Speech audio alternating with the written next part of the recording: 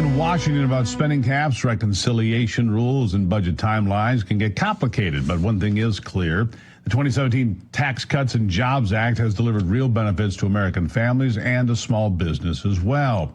Lower tax rates, a doubled standard deduction, and relief for small business owners helped boost take-home pay and drive economic growth. Now, many of those provisions are, well, they're going to expire. Here with me to discuss this, the Executive Vice President for the National Taxpayers Union, Brandon Arnold. Brandon, nice to see you today.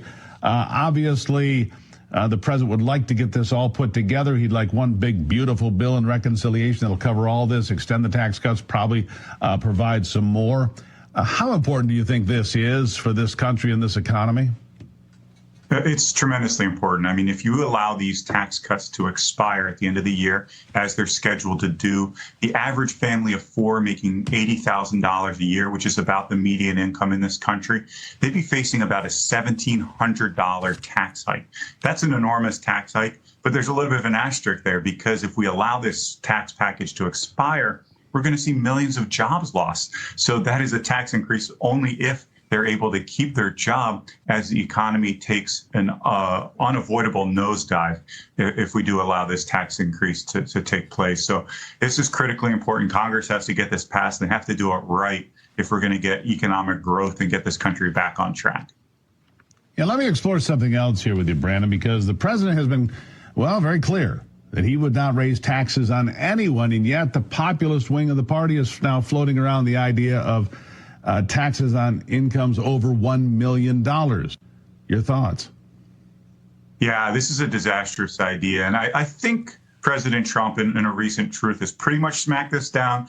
But like bad ideas tend to do, this one could pop back up. So we need to make it abundantly clear to Congress, to folks in the administration, and of course the president himself, how detrimental this would be. And it's not just a matter of raising taxes on wealthy people. Sure, there's a lot of people doing really well out there.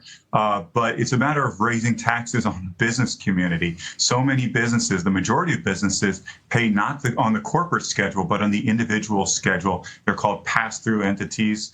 And essentially, we'd be raising taxes on all of these job creators, all these small business owners that make this economy strong. That's why this is such a bad idea. And I think it needs to be absolutely taken off the table as we piece together a critically important piece of tax legislation.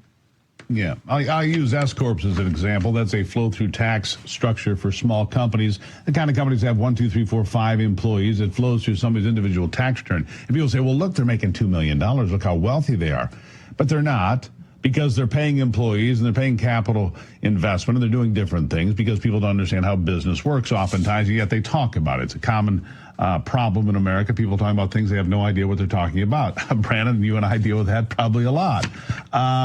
And so you cannot raise taxes on these folks because it'll be devastating. It will put small business owners that are the backbone of this country out of work, out of business. Yeah, absolutely. I mean, the secret sauce that we achieved in 2017 was, what tax nerds talk about, broadening the base, getting rid of credits and deductions, and lowering the rate. And that's what created the economic boost that we saw. That's why we saw all these jobs. That's why we saw businesses stop moving overseas, instead invest in this country, grow the economy, create jobs, push wages upward.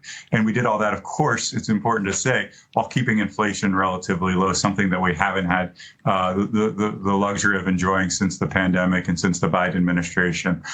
So we solved a lot of problems there. I don't know why people are talking about reinventing the wheel here. Maybe instead of lowering taxes, we'll raise taxes this time. It is absolutely absurd. Let's do what worked in 2017. We don't need to get too complicated here. Let's make a simple, clean tax code that encourages work, investment, savings, all the things that we want to see for a booming economy. Absolutely true. And Brandon, everybody knows if the economy is booming 1 year from today, or a little bit more than a year from today, that Donald Trump would probably do very well for his team in the midterm elections. If the economy is not in good shape 1 year from today or a little bit more, the midterms could be a bloodbath, could be a disaster. So lowering taxes, big winner. Getting the tariffs figured out and opening up trade in a robust way with all the countries around the world on an even playing field would be a big winner. There's a lot that has to happen. They're doing everything they can. I'll give you the last word. Where do we need to go from here?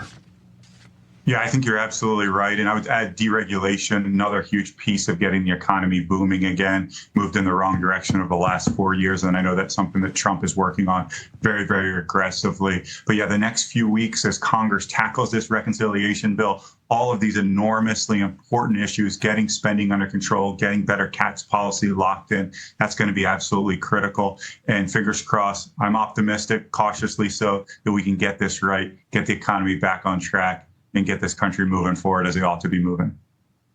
Yeah, I'm cautiously optimistic. Looking at the numbers today, the Dow's up almost 500 points, the Nasdaq up 2.5%, 400 points, S&P 500 in the green, and they're all in the green, have been this week. It has not made up all the losses from a couple of weeks ago, Brandon, but it feels like some of the jitters are out of the market. That's a pretty good place to start. Brandon, thank you for being here as always. Thank you so much. Really appreciate it. All right.